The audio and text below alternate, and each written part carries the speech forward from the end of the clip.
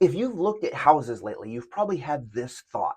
Am I crazy for even thinking about buying a house with rates this high? Because yes, rates are still hovering around 6% for a 30-year fixed loan and the mid fives for a 15-year.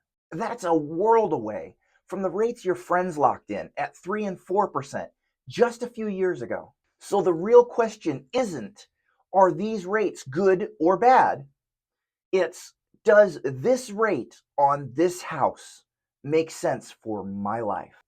A $300,000 mortgage. At roughly 6% on a 30-year loan, you'll pay around $345,000 in interest, basically buying the house twice. On a 15-year loan, around 5.3%, the interest drops to about $135,000.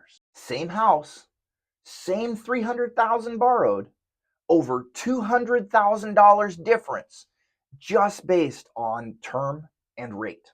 So here are three questions I'd ask myself before buying at 6%. Question 1, can I afford this payment if nothing changes for 5 years? If a 30-year payment squeezes you so hard that you can't save for emergencies or fun with your family, that's a red flag. Question 2, am I okay with the long-term interest bill in exchange for stability? That extra 200,000 plus is the cost of a lower monthly payment and more flexibility. If that trade-off fits your season of life, then great.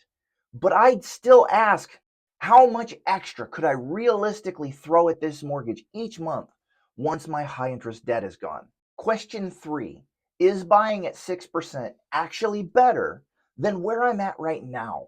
If your rent is high and raising, locking in a payment, even at today's rates, might be a step forward, especially if you'll stay for 7 to 10 years. If your rent is reasonable and you're drowning in 20% credit card debt, I'd hit the brakes.